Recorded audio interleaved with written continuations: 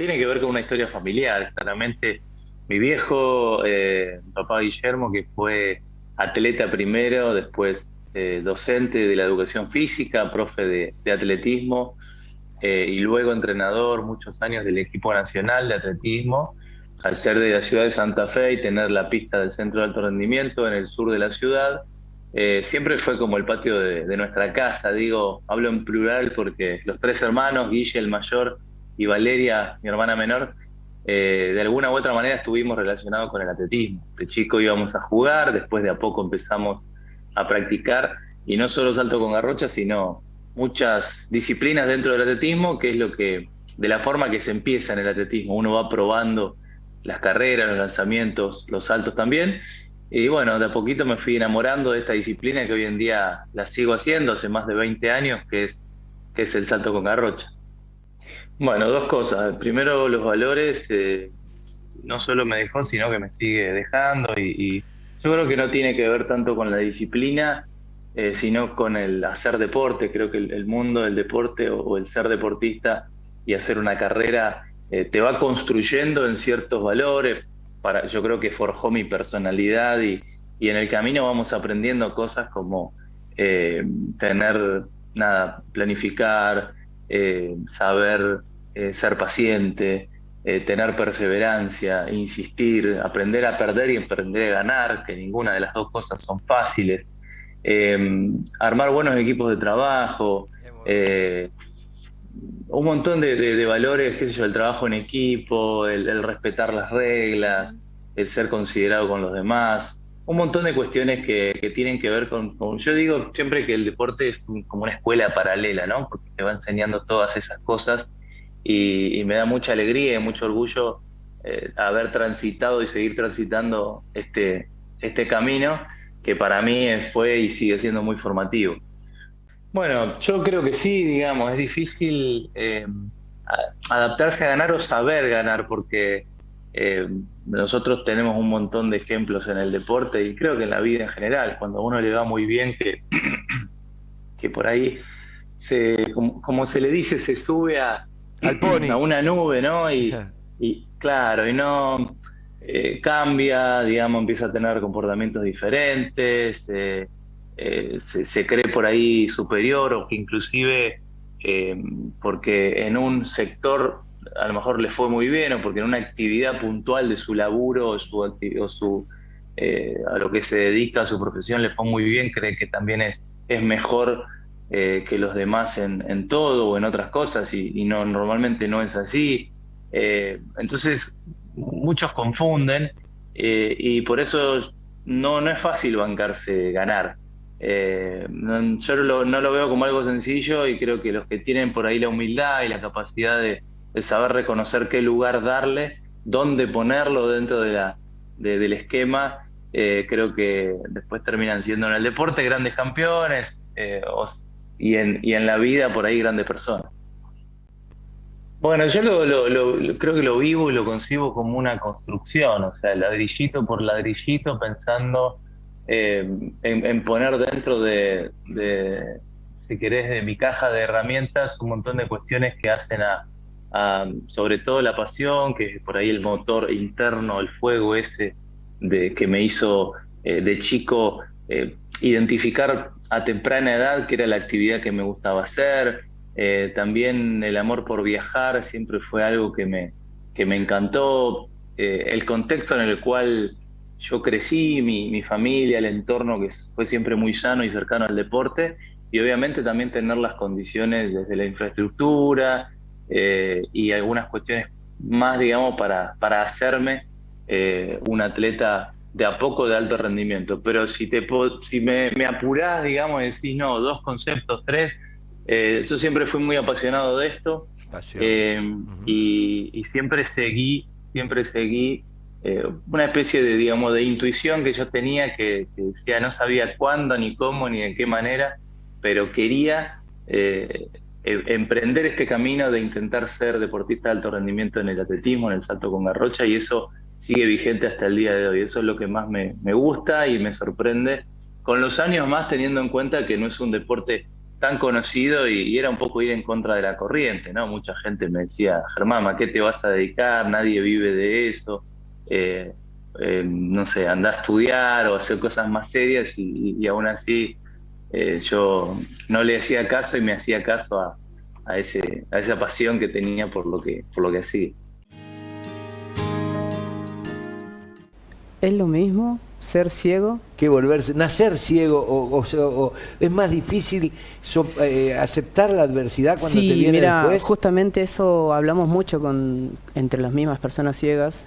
Por ahí yo no puedo hablar de alguien que nació ciego, porque no nací ciego obviamente, pero sí le he preguntado y entendí, digamos, a lo poco que entendí, es que como que se hace un poco más sencillo cuando naces ciego, porque ya naces con todas esas adaptaciones que necesitas. Entonces, la persona que va quedando ciega, o sea, como en mi caso o en otros compañeros que están acá en Rafaela, quedaron ciegos por X motivo.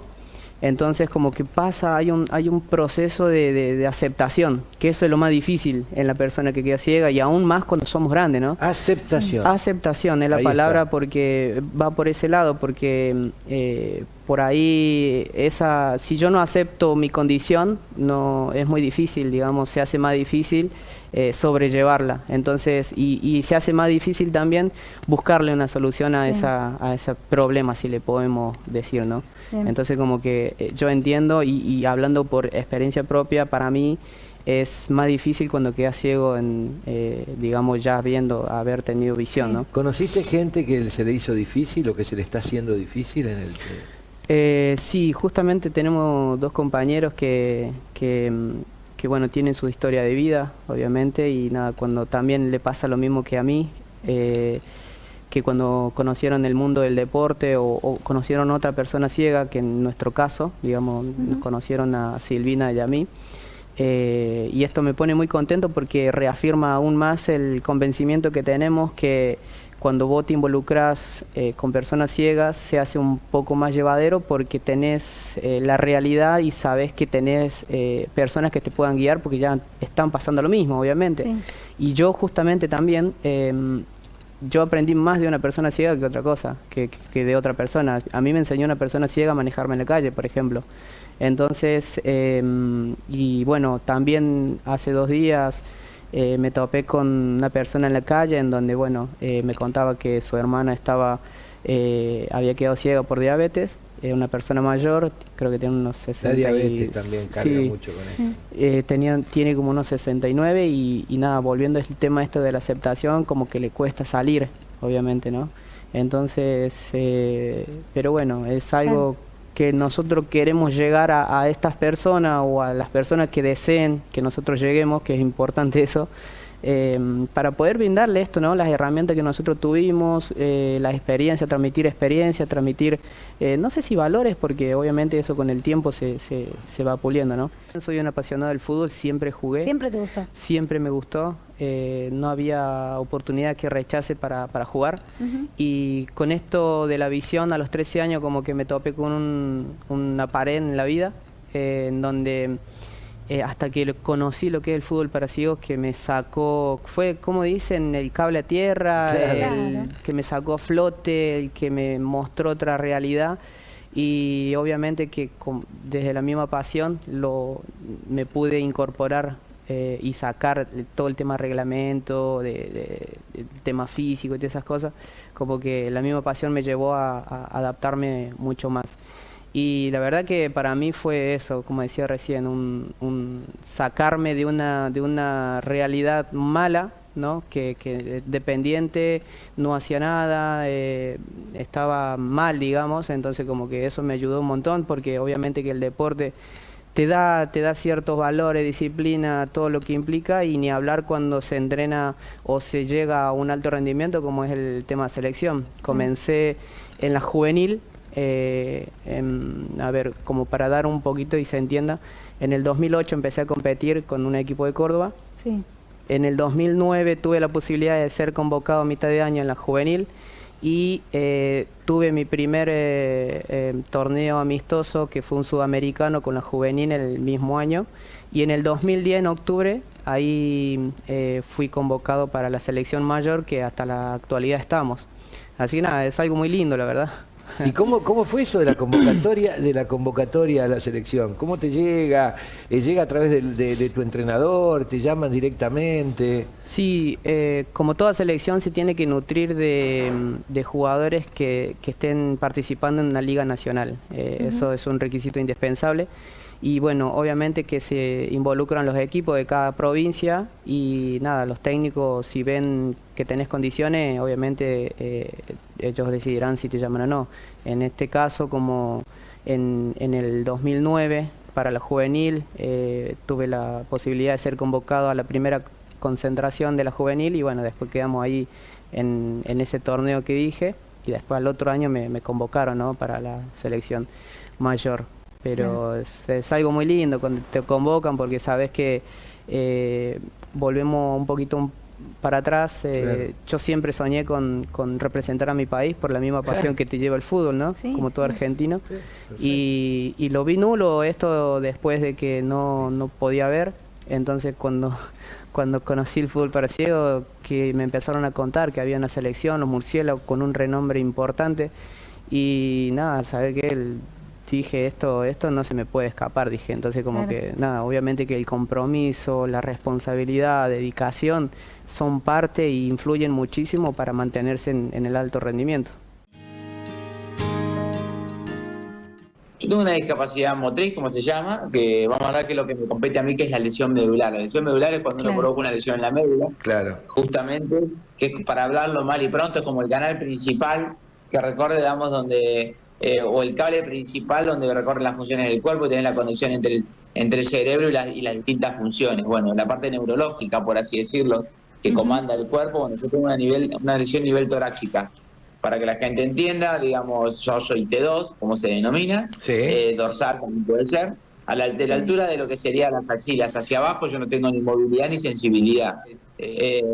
Uno tiene su etapa de reeducarse, de ser funcional con uno mismo, y aprender a transitar la vida de otra manera. Eso básicamente es, ¿no? Uno a veces tratamos de desmitificar esta cuestión de la rehabilitación como que uno va a recuperar sus facultades físicas normales, por decirlo de alguna manera, que es lo que por ahí, esos estándares son los que te hacen funcionar sin riesgo alguno de ningún tipo en esta sociedad, por así decirlo. No riesgo me refiero a actos de discriminación o otra mirada, a eso es lo que me refiero. Entonces como que la gente tiene inculcada que la rehabilitación es el volver a caminar o recuperar tus facultades físicas perdidas, por decirlo de alguna manera. Y no, es reeducarte, es ser funcional con uno mismo y a partir de la vida de ahí continúa de una manera distinta, nada más, pero continúa.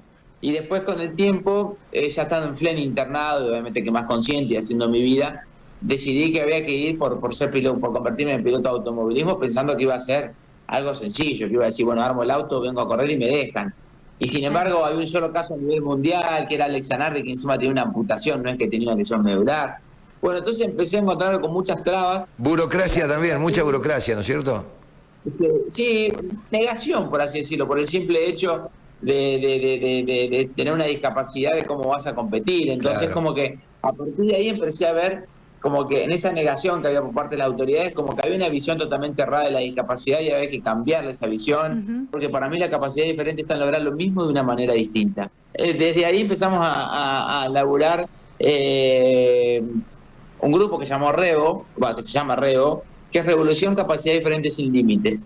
Entonces fue ahí cuando necesitábamos con este grupo REVO, cuando necesitábamos con este grupo REVO hacer actividades o deporte que no estén tan vistos en personas con discapacidad, pero que trasciendan por el simple hecho de no llegar a un aplauso, por el simple hecho de subir un escenario con una discapacidad, cuando hemos bailado, ponele, sino a través del talento, de que la gente llegue a la emoción en un baile porque te colgaste, porque hiciste pirueta, porque utilizaste un arnés, y porque fuiste quizás, te pudiste mostrar un talento, y no por el simple hecho de subir un escenario con una silla de ruedas. Entonces Revo se fue encargando de ir haciendo diferentes actividades que repercutan en el ámbito social y que dejen algo en ese sentido. Y en esas actividades que hemos hecho, como infinidades, se me ocurrió así hacer Neuquén Obelisco, una silla de ruedas tipo maratón, que no es la que tiene pedales, sino la que uno tracciona con manual a la rueda, para hacer esta cuestión de la competitividad del convencional contra la discapacidad. La discapacidad tiene esto de esta forma prolija de negarte, ¿no? Decirte, bueno, a ver, mira, mientras yo te estoy protegiendo a vos de que nada te pase, entonces como yo te estoy protegiendo, mejor no te dejo hacer. Claro. Eso pasa en un boliche, cuando vas a entrar a un boliche y te dicen, no, está muy lleno porque te pueden golpear o puedes golpear a alguien. Eso pasa si querés hacer danza y te dicen, no, pues no tenemos la cobertura para un escenario para una persona con discapacidad. Eso pasa si vas, no sé, a donde vayas. Y en el fútbol profesional se habla mucho de eso, de cómo pintábamos cuando éramos chicos y todo, y sí que es verdad que todos en un momento de la vida destacamos, ya sea en el colegio o en el barrio o en el mismo equipo de fútbol, éramos como los que sacábamos un poquito más de diferencia. Claro. Después, obviamente, cuando las cosas van pasando y vas madurando, se iguala muchísimo y la diferencia, el embudo se va achicando. Claro. Y ahí es cuando por ahí pesa mucho más otras cosas que cualidades técnicas futbolísticas, el tema de la cabeza, quién piensa más, quién se cuida más, el profesionalismo.